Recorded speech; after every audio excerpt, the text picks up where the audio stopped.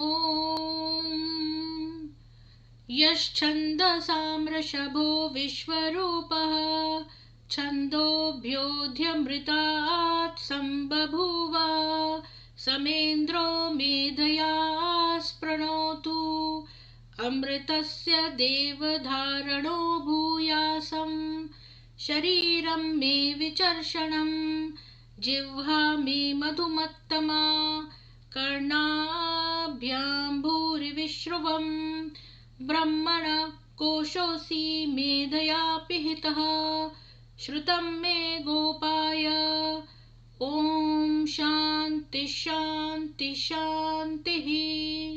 मेधा देवी जुषमाणा नागात् विश्वाची भद्रा सुमनस्य माना त्वया जुष्टानुदमाना दुरुक्तान् बृहद्वदेम विदथे सुवीराः त्वया जुष्टा ऋषिर्भवती देवी त्वया ब्रह्मा गतश्रीरुतत्वया त्वया जुष्टश्चित्रं विन्दते वसुसानो जुषस्व द्रविणो न मेधे मेधां म इन्द्रो ददातु मेधां देवी सरस्वती मेधां मे अश्विनावुभावा धत्तां पुष्करस्रजा अप्सरासु च या मेधा गन्धर्वेषु च यन्मनः देवीं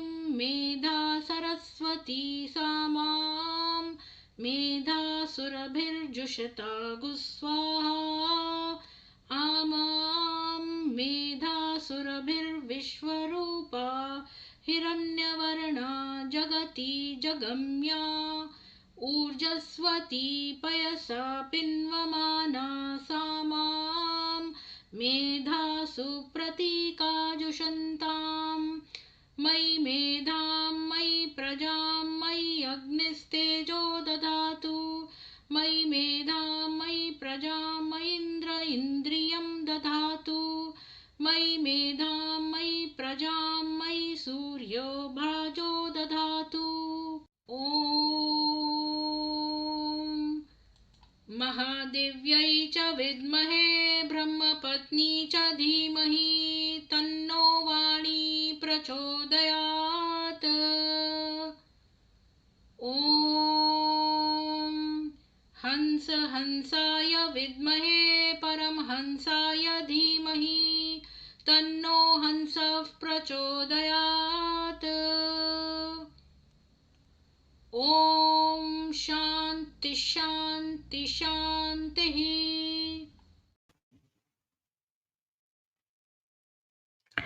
सभी सभी को सुप्रभात और जय मां सरस्वती।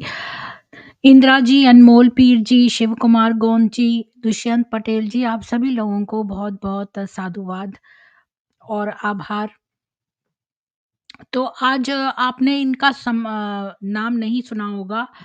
सबसे पहले तो मैं इंदिरा जी को पूछना चाहती हूँ कि कल भजन सभा करना चाहेंगे वो, या क्योंकि मैं मंदिर में वॉलंटियर करती हूँ और संडे संडे तो मैं नहीं रहूँगी, और या तो इंदिरा जी आप सनातन सभा कंडक्ट करना चाहेंगे या मुझसे भजन सभा का रखें संडे को, तो आप मुझे बता दीजिएगा आज, तो मैं थंबनेल उसी तरह से बना लूँगी।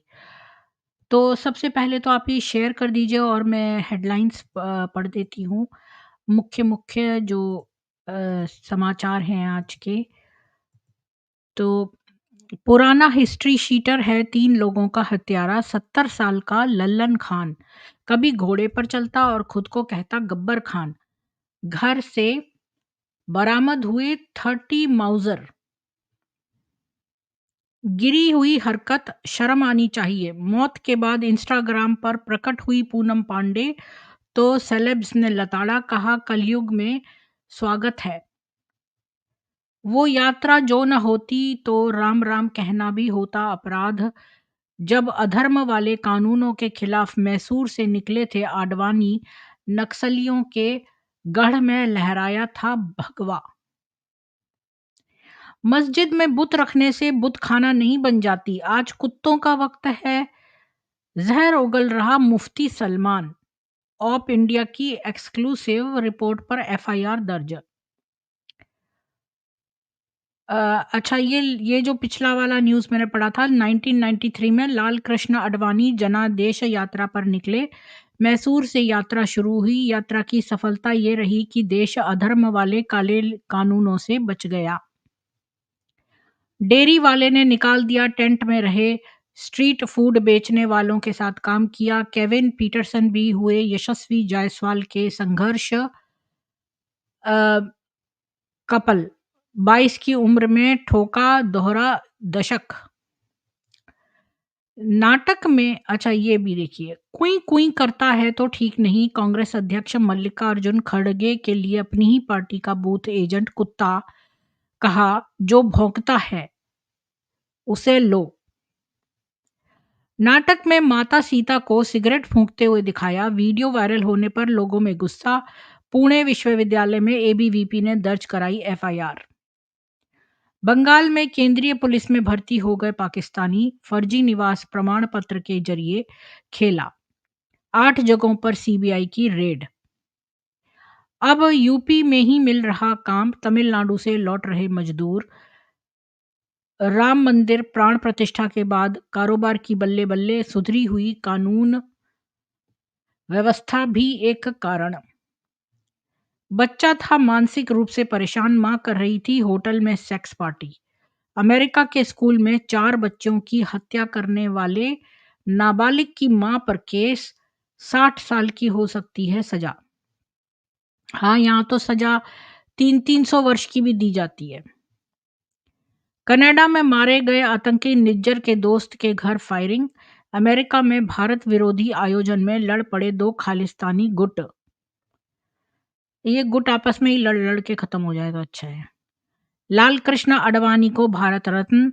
पीएम मोदी बोले राष्ट्रीय एकता और सांस्कृतिक पुनरुत्थान की दिशा में उनका प्रयास अद्वितीय। उनके साथ काम करना मेरा सौभाग्य। राम मंदिर पर बीबीसी की कवरेज भड़काऊ। ब्रिटिश संसद में ही इसके खिलाफ उठी मांग। इसकी निष्पक्षता पर हो बहस। बाबरी का रोना रोक छिपाया था 1527 वाला इतिहास।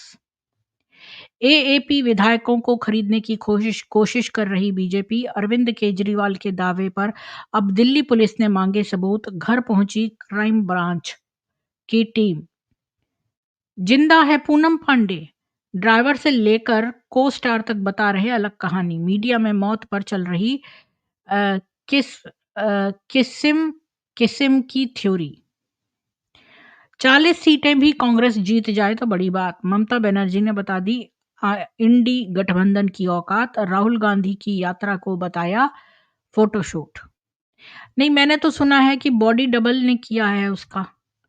जो ये यात्रा थी ये एक बॉडी डबल ने निकाली थी। अच्छा, आज मैंने सोचा कि मैं किस टॉपिक पे करूं, तो मैंने सोचा है कि आप लोगों को कुछ जानकारियां दूं जो लोगों को शायद सब लोगों को ना पता हो और हमको मालूम होनी चाहिए। तो मुझे एक बड़ी विचित्र सी एक मैंने वो करी किसी एक बंदे के बारे में जो कि उसने 100 से ऊपर मर्डर्स करे हुए हैं। उसको दस्यु सम्राट कहा जाता है। दस्यु मतलब होता है डाकू। डाकू को दस्यु बोलते हैं संस्कृत में। तो स्पेशली समुद्री दस्यु होते थे, पायरेट्स वगैरह। तो जो दस्यु है ये इसने 100 से भी ऊपर मर्डर करे और इसने क्या बोलते हैं इसको फांसी की सजा से बच लिया गया। और इसने अपनी एक कहानी सुनाई है कि क्यों ये डाकू बना था मजबूरी में, और फिर इसको ब्रह्म कुमारी संस्था ने कैसे धोखा दिया। तो इसके एक्चुअली में आपको मटेरियल इतना मिलेगा नहीं इसके ऊपर, क्योंकि इसकी यूट्यूब में इसने अपनी कहानी बताई है, वो ऑडियो है एक्चुअली में। तो अगर आप उस ऑडियो को सुने तो फिर आपको पता चलेगा।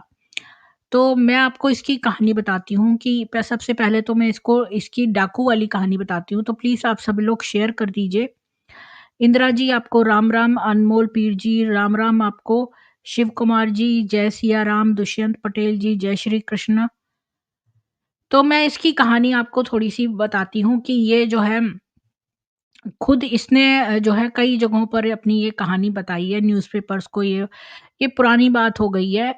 अम, तो ये कह रहा था कि ये खाली 14 साल का था और ये एक मध्य प्रदेश के गाँव में इसकी शादी हुई थी नई-नई और अपने माँ-बाप के साथ ये शांति से रह रहा था। 14 साल में इसकी शादी हो गई थी और गाँव में पंचायत चुनाव थे और उसके दौरान इसको किसी ने बहुत बेरहमी से पीटा, क्योंकि इसको इस पर संदेह था कि ये दूसरे समूह का है। वहाँ वो समूह में बँटे हुए थे लोग, तो उन्होंने सोचा ये दूसरे समूह का है, तो इस वज़ह से इसको बहुत ज़्यादा मारा। तो इसके माँ-बाप ने बहुत रिक्वेस्ट करा कि इसको जो है वहाँ ले जाएँ, अस्पताल ले जाएँ, तो किसी ने भी पुलिस शिकायत के लिए अनुमति नहीं दी। कोई भी नहीं चाहता था पुलिस में ये बात जाए। फिर ये 20 दिनों के बाद घर आया और फिर दूसरे समूह ने इसकी पिटाई करी। पहले तो पहले वाले समूह ने पिटाई की थी, फिर ये 20 दिन ये घायल होके किसी तरह आया, 20 दिन बाद तो फिर ये दूसरे समूह ने पिटाई करी। फिर इसका आपा खो गया और ये 12 दोस्तों को साथ लेकर चंबल में चला गया और फिर जब ये वापस आया, तो इसने पहले ही दिन 6 लोगों को मार दिया, क्योंकि प्रतिशोध की आग से ये जल रहा था, तो इसने उनसे प्रतिशोध लिया। अब मैं आपको बता दूँ कि इसने ऐसे ही निर्दोष लोगों को नहीं मारा, इसने केवल जो जमींदार और जो वहाँ के लोग थे रिस्पॉन्सिबल इसको मारने के लिए, या जो खामोश होके इसकी पिटाई देखते रहे, जिनके हाथ में पावर थी जो इसकी पिटाई रोक सकते थे, पर उन्होंने नहीं रोकी, उसने उन्हीं को मारा। और ये जो है जमींदार के आदमियों से इसने बदला लेने के लिए बाद में, इसका नाम पंचम सिंह है और इसने 550 डकैतों का धीरे-धीरे करके अपना गिरोह बना लिया। चंबल में तो ये रहने चला ही गया था, अब ये धीरे-धीरे वहाँ से डाकू बढ़ाता गया और फिर अगले 10 वर्षों में पंचम और उसके लोगों ने 100 से अधिक लोगों की जान ले ली और सरकार ने उसको एक खूंखार डकैत घोषित कर दिया और उसके खिलाफ जो है 2 करोड़ रुपए का इनाम भी घोषित कर दिया। तो एक गांधीवादी नेता होते थे जयप्रकाश नारायण, तो उन्होंने जो है वो आए और उन्होंने उसे हथियार छोड़ने के लिए मनाया, तब तक पंचम और उनके लोगों ने पीछे मुड़कर नहीं देखा।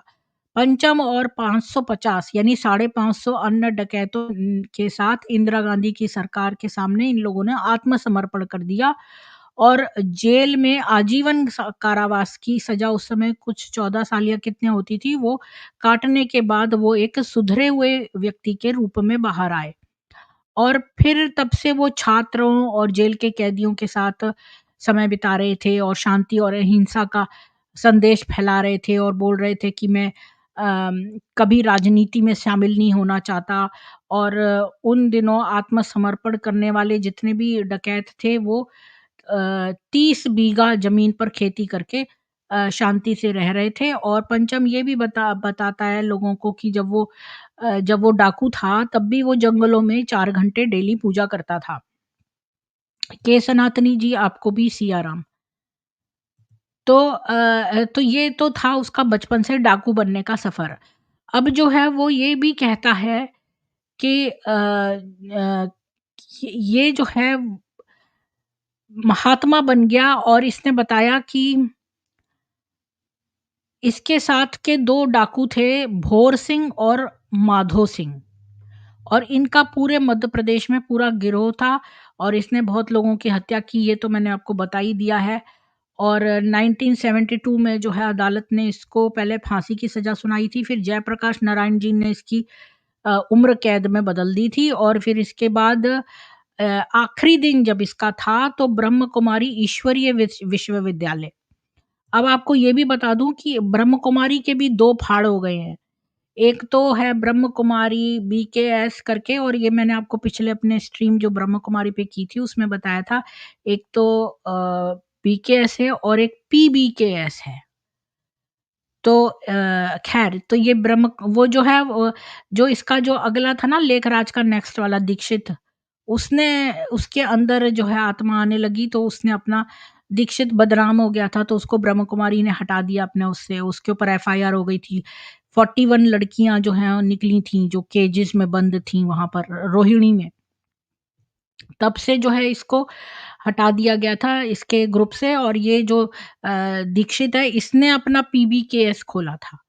तो ख़ैर ये तो जो ओरिजिनल ब्रह्म कुमारी संस्था है, ये पुरानी बात है, 1972 तक की बात है।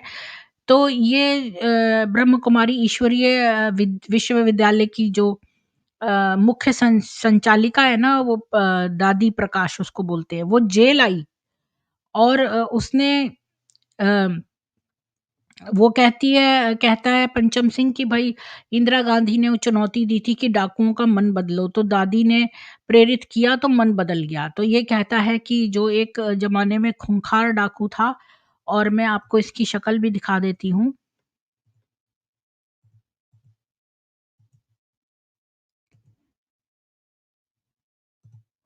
ये देखिए, ये है इसकी शक्ल।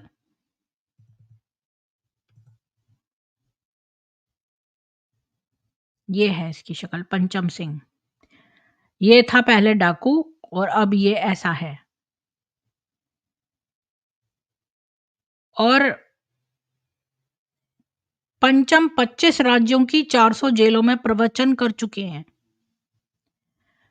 और उसने ये जो है ना ब्रह्म कुमारी संस्था, ये इसकी जो दादी दादी थी, प्रकाश दादी जो है, जो लेखराज की वाइफ है, वो इसको मिलने गई थी वहाँ पर जेल में। और उसने जो है वो इसका मन बदलने की कोशिश की, और इसको वहाँ पर बड़ा शांति मिली, और इसने जो मैंने बताया 25 राज्यों में 400 जेलों में प्रवचन दिया है। और इसमें देखती हूँ इसी आर्टिकल में इसकी और भी पिक्चर्स हों तो आपको वो भी दिखा देती हूँ। 1 मिनट। ये तो मैंने दिखाई थी, इसके ऊपर ये देखिए, ये है पंचम सिंह, ये यहाँ प्रवचन दे रहा है, और ये है पंचम सिंह, और ये है इसका क्लोज़अप, और ये है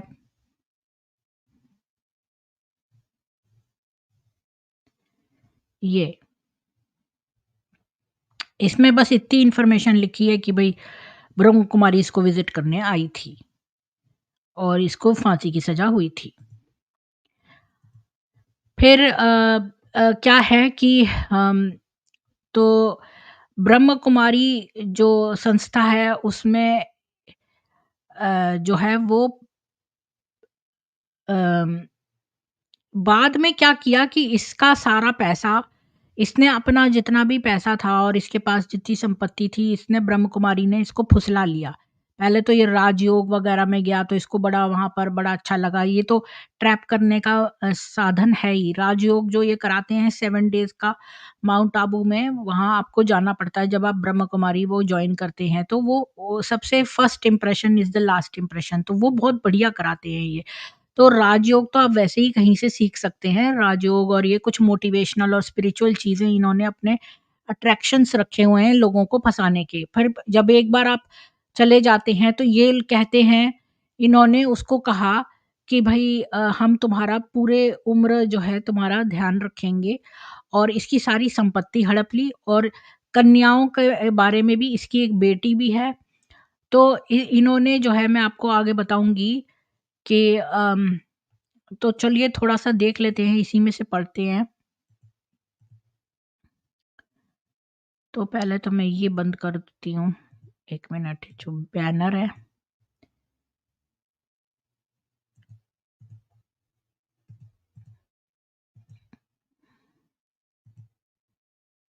तो मैंने यहाँ पर कुछ ये रखे हुए हैं निकाल-निकाल के, तो यहाँ से देखते हैं चलिए।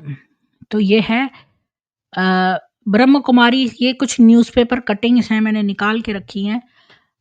ब्रह्म कुमारी संस्था की कन्या समर्पण प्रक्रिया की जांच कराई जाए, पंचम सिंह ने कहा।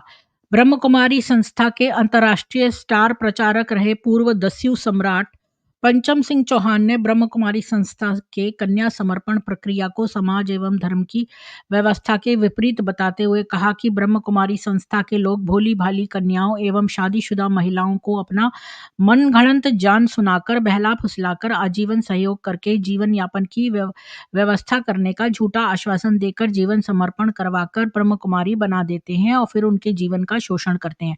इससे पहले मैं इसकी कहानी आपको वैसे ही बता देती हूँ कि असल में क्या हुआ कि ब्रह्म कुमारियों ने इसका सारा धन रख लिया, और जब ये बूढ़ा हो गया, इसने काफ़ी ब्रह्म कुमारियों की सेवा की। इन्होंने इसकी पूरी स्टोरी का खूब फ़ायदा उठाया, और इसकी स्टोरी अगर आप ढूँढेंगे तो आपको ब्रह्म कुमारी चैनल्स पे मिलेगी, क्योंकि इन्होंने इसको आगे रख के, और कि देखो हमने डाकू का भी मन परिवर्तित कर दिया है, इसको बना-बना के सब जगह पर इसका प्रचार किया और खूब पैसे कमाए, और इसकी स्टोरी से हर जगह पब्लिश करके खूब पैसे कमाए। और इसके बाद जो है इसका सारा इन्फॉर्मेशन लेकर और इसका सारा धन ले लिया। इसकी ज़मीन जायदाद सब अपने नाम करवा ली ब्रह्म कुमारियों ने, और फिर अब जब ये बूढ़ा हो गया तो इसको दुत्कार दिया, इससे मिलने अब कोई भी नहीं आता, ये अपने घर में रहता है, बूढ़ा हो गया है, ये कुछ चल फिर नहीं सकता है ज़्यादा। और इसके जो लड़के हैं वो बहुत गरीब हो गए, क्योंकि इसने अपने बेटों को धन नहीं देके ब्रह्म कुमारी संस्था को दे दिया, और अब इसके बेटे जो है मजदूरी कर रहे हैं कहीं-कहीं पर बहुत मेहनत करके, और लेकिन उनको जो है वो ठीक से सस्टेनेंस नहीं हो पा रहा है, क्योंकि ब्रह्म कुमारी ने इसका सारा धन रख लिया है। और इसकी जो बेटी है उसको भी इन्होंने ब्रह्म कुमारी उसमें फुसला के बना लिया, और फिर इसने उनके पूरे गिरोह का पर्दाफाश किया है। और फिर ये क्या कहता है वो मैं आपको इसमें से दिखा रही हूँ। तो वापस चलते हैं। तो ये कहता है कि भोली-भाली कन्याओं एवं शादीशुदा महिलाओं को अपना मनगढ़ंत जान सुनाकर, बहला-फुसलाकर आजीवन सहयोग करने, जीवन यापन की व्यवस्था करने का झूठा आश्वासन देकर, जीवन समर्पण करवाकर ब्रह्म कुमारी बना देते हैं और फिर उनके जीवन का शोषण करते हैं। इतना ही नहीं, संस्था के लोग अपना बचाव रखने के लिए एक अनुबंध पत्र पर भी हस्ताक्षर करवा लेते हैं। मतलब ये लोग एक कॉन्ट्रैक्ट भी साइन करवाते हैं। मतलब ये बड़े चालाक हैं, ये लीगली भी काम करते हैं, और एक अनुबंध पत्र पर हस्ताक्षर करवा लेते हैं जिसमें लिखा रहता है कि संस्था के नियमों का उल्लंघन करने पर संस्था समर्पण करके ब्रह्म कुमारी बनी कन्या महिला को संस्था से निकाल देंगे। उस लिखित अनुबंध को ढाल बनाकर संस्था के मास्टर माइंड लोग भोली-भाली कन्याओं महिलाओं का शोषण करते हैं। ब्रह्म कुमारी बनी महिला कन्या जब शोषण का विरोध करती है तो उसे संस्था से निकाल देने, संस्था की मर्यादा का उल्लंघन करने का आरोप लगाने की धमकी दी जाती है। मजबूर होकर पीड़िता को सब सहन करना पड़ता है। कुछ महिलाएं व कन्याएं संस्था छोड़कर घर वापस चली जाती हैं और उनका जीवन बर्बाद हो जाता है, क्योंकि जो शादीशुदा महिला अपने बच्चों को पति को छोड़कर ब्रह्म कुमारी बनकर वापस घर जाती है तो उसके ससुराल जन उसे अपनाते ही नहीं। ऐसे ही संस्था छोड़ने वाली कन्याओं के ऊपर भी कई प्रश्न चिन्ह लग जाते हैं। पंचम सिंह चौहान ने कहा कि ब्रह्म कुमारी संस्था के अब तक के कन्या समर्पण रिकॉर्ड को खंगाला जाए तो हजारों महिलाएं कन्याओं के परेशान होकर संस्था छोड़ने और उनके जीवन बर्बाद होने की लिस्ट निकालकर सामने आ जाएगी। पीड़ित महिलाओं कन्याओं के परिजन संस्था के खिलाफ कार्रवाई की मांग भी करते हैं, तो संस्था वाले समर्पण के पूर्व का लिखा अनुबंध दिखाकर अपना बचाव कर लेते हैं और पीड़ित पर नियम मर्यादा का उल्लंघन करने का झूठा आरोप लगा देते हैं। संस्था के खिलाफ बोलने पर मानहानि का मुकदमा लगवाने की धमकी भी दी जाती है। ज्यादातर पीड़ितों के परिजन पावरफुल संस्था से उलझने और कोर्ट कचहरी, अ, पुलिस थाने के चक्कर काटने की परेशानी एवं बदनामी के डर से शांत रह जाते हैं। अब लहरी की कन्याओं को किया बर्बाद। अब ये जो है पंचम सिंह, इसकी भी बेटी थी।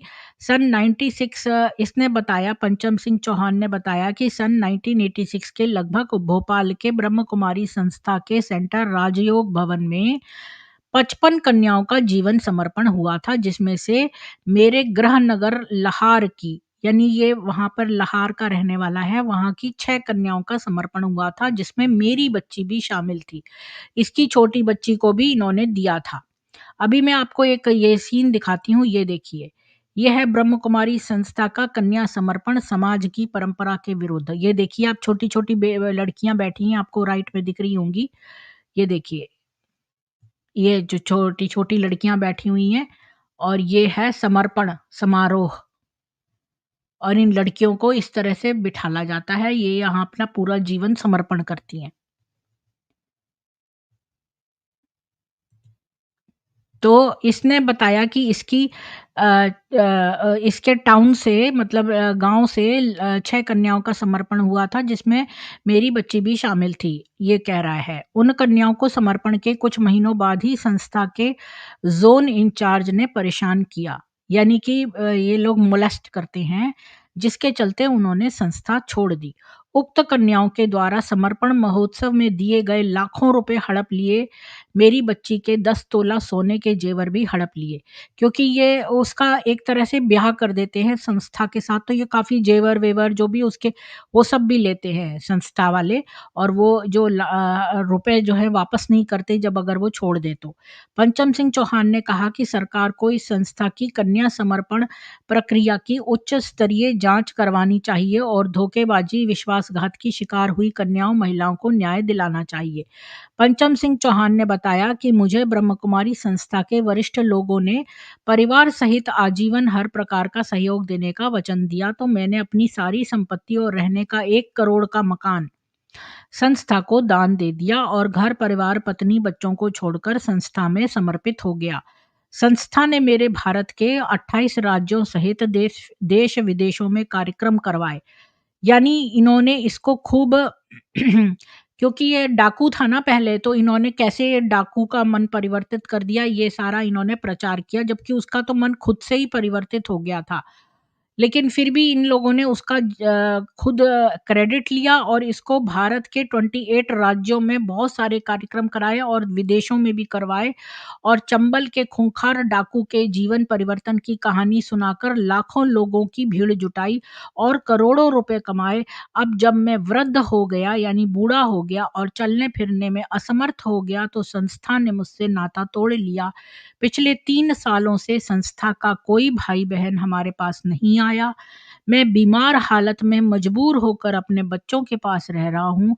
बार-बार फ़ोन करने के बाद भी संस्था से कोई हमारी मदद करने को नहीं आ रहा। सारी संपत्ति दान देने के कारण मेरे बच्चों का जीवन खराब हो गया। मेरे बच्चे मज़दूरी करके अपना जीवन यापन कर रहे हैं। तो ये एक न्यूज़पेपर है, जिसमें से मैंने आपको सुनाया। तो मतलब कि ब्रह्म कुमारी ने इससे पत्र-वत्र लिखवा लिया, इसके ज़रिए इन्होंने पूरे देश-विदेशों में, यहाँ पर सारे राज्यों में पैसे बटोरे, इसको दिखा-दिखा के, इसकी कहानी सुना-सुना के कि भई हमने देखो कैसे एक खूंखार डाकू का जीवन परिवर्तन कर दिया है, और देखो हमारा ये कितना अच्छा प्रोग्राम है, हमारी संस्था, और इससे भी इसका 1 करोड़ का मकान और इसके सारे इसकी बच्ची भी ले ली, इसके सारे जेवर सब कुछ इसका हड़प लिया, और फिर जब बच्चियों ने छोड़ा तो उसके उनके कोई भी पैसे और जेवर वापस नहीं किए। अभी मैं देखती हूँ और इस मेरे पास क्या है मसाला, तो एक तो मैंने ये पढ़ दिया है और दूसरा ये है, ये तो यही है, पूर्वदस्यु, ये एक और न्यूज़पेपर है। अ, पीपल समाचार। पूर्वदस्यु सम्राट पंचम सिंह ने ब्रह्म कुमारी संस्था पर लगाया विश्वासघात करने का आरोप। मेरी करोड़ों की संपत्ति ऐशो आराम कर रहे उपयोग, 28 राज्यों में कराया प्रचार। और यहाँ पर ये डिफरेंट तरीके से लिखा हुआ है, पर वो सेम सेम बातें हैं। ये थोड़ा-सा पढ़ देती हूँ। पिता ब्रह्म कुमारी संस्था के अंतर्राष्ट्रीय स्टार प्रचारक। ये स्टार प्रचारक था। पूर्वदस्यु सम्राट पंचम सिंह चौहान ने ब्रह्म कुमारी संस्था पर बड़ा आरोप लगाते हुए कहा कि ब्रह्म कुमारी संस्था के लोग धर्म अध्यात्म के नाम पर मनोवैज्ञानिक तरीके से लोगों को अपनी जाल में फंसाकर उनके जीवन का उपयोग करते हैं। दान के नाम पर संपत्ति लूटकर खुद के लिए महलों जैसे आश्रम बनाकर ऐशो आराम के साधन जुटाते हैं। पंचम सिंह ने बताया कि संस्था ने मेरे साथ भी विश्वासघात किया है।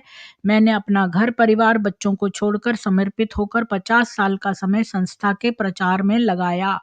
देश विदेश में संस्था का प्रचार किया। मैंने अपनी स्वयं की करोड़ों की संपत्ति संस्था को दान दे दी। ब्रह्म कुमारी संस्था ने भारत के 28 राज्यों में मेरे कार्यक्रम करवाए। मेरे जीवन से जुड़ी चंबल के खूंखार डाकू के जीवन परिवर्तन की कहानी सुनाकर लाखों की भीड़ जुटाई और खूब पैसा कमाया। अब वृद्धावस्था में संस्था के लोगों ने हमसे नाता तोड़ लिया। लगभग 3 वर्ष से संस्था के कोई भाई-बहन हमारे पास नहीं आ रहे, नहीं हमारा सहयोग कर रहे। मैं मजबूर होकर बीमार हालत में बच्चों के पास रह रहा हूँ। तो ये बताता है यहाँ पर कि यहाँ पर ये भी एक तो सन 1980 में जेल से रिहा होकर मैं ब्रह्म कुमारी संस्था में पूरी तरह समर्पित हो गया। संस्था के वरिष्ठ लोगों ने मुझे आजीवन परिवार सहित हर प्रकार से सहायता करने का वचन दिया, तो मैंने अपनी निजी करोड़ों रुपए की संपत्ति, जमीन जायदाद बेचकर सारा पैसा ब्रह्म कुमारी संस्था को दान दे दिया। 1 करोड़ का मकान भी संस्था की तात्कालिक संचालिका दादी प्रकाश मणि के नाम कर दिया। इसमें वर्तमान में ब्रह्म कुमारी आश्रम संचालित है।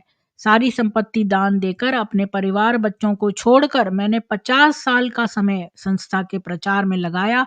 अब जब मैं चलने फिरने में असमर्थ हो गया तो संस्था के लिए मैं अनुपयोगी हो गया और संस्था के लोगों ने मुझसे नाता तोड़ लिया। अब ना तो संस्था के लोग मेरे पास आते हैं, न ही तरह का सहयोग कर रहे हैं। मजबूर होकर बीमार हालत में मुझे बच्चों का सहारा लेना पड़ रहा है। मेरा द्वारा सारी घरेलू संपत्ति संस्था को दान देने के कारण मेरे बच्चों का जीवन खराब हो गया। मेरे बच्चे मजदूरी कर जीवन यापन करते हैं। उन्होंने आरोप लगाते हुए कहा कि ब्रह्म कुमारी संस्था के लोगों ने मोह माया त्यागने का ज्ञान सुनाकर भ्रमित कर मुझे परिवार से अलग किया, मेरी संपत्ति हड़प ली और मेरे साथ विश्वासघात करने वाली ब्रह्म कुमारी संस्था से समाज को सावधान रहना चाहिए।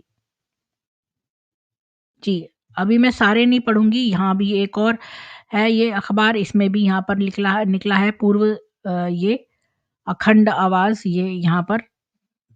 तो ये भी निकला है और फिर मैं दिखाती हूँ आपको, एक ये निकला है, ये तो मैंने आपको दिखा दिया था, ये वही है। और ये था ब्रह्म कुमारी संस्था कन्याओं का समर्पण करवा के जीवन बर्बाद कर रही। भोपाल में लाहौर की 6 कन्याओं का समर्पण करवाकर लाखों रुपए और 10 तोला सोना हड़प कर उन्हें भगा दिया, क्योंकि वो लड़कियां, मतलब ये लोग पहले ही एक किसी इस पर साइन करवा लेते हैं। और ये मैंने आपको पहले ही दिखाया था, 23 बहनों का समर्पण समारोह भोपाल में, ये 23 बहनें हैं। यहाँ पर अलौकिक समर्पण समारोह, ये ग्वालियर के समीप मालनपुर स्थित सेंटर पर दिव्य अलौकिक समर्पण समारोह।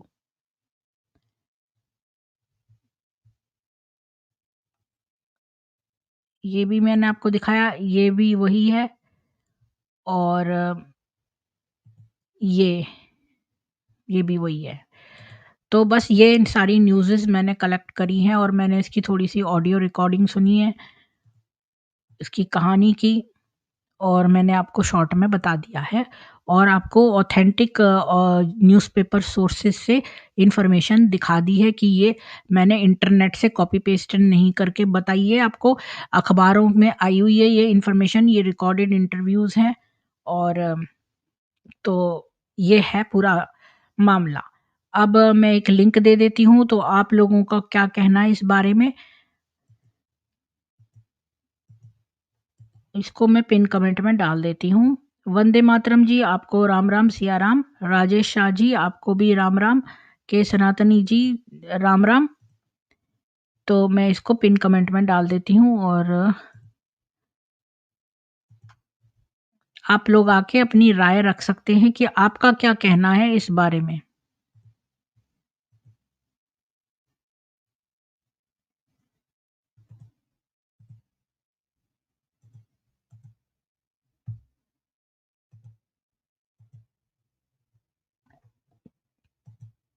जी। तो आज के टॉपिक के बारे में, ये जो दस्यु सम्राट था, इसके बारे में आपका क्या कहना है? मैं 1 सेकंड अपना पर्दा लगा देती हूँ, ज़्यादा रोशनी आ रही है।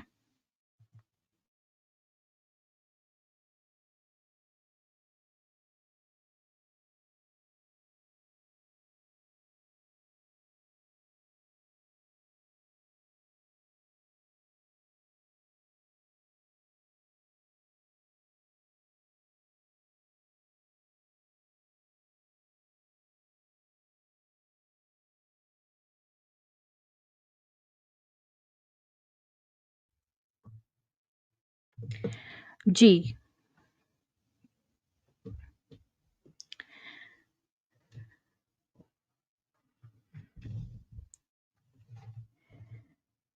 तो फिर मैं ये स्ट्रीम क्लोज़ करती हूँ और लाइक, शेयर, सब्सक्राइब कर दीजिए और ज़्यादा से ज़्यादा इसको शेयर करिए।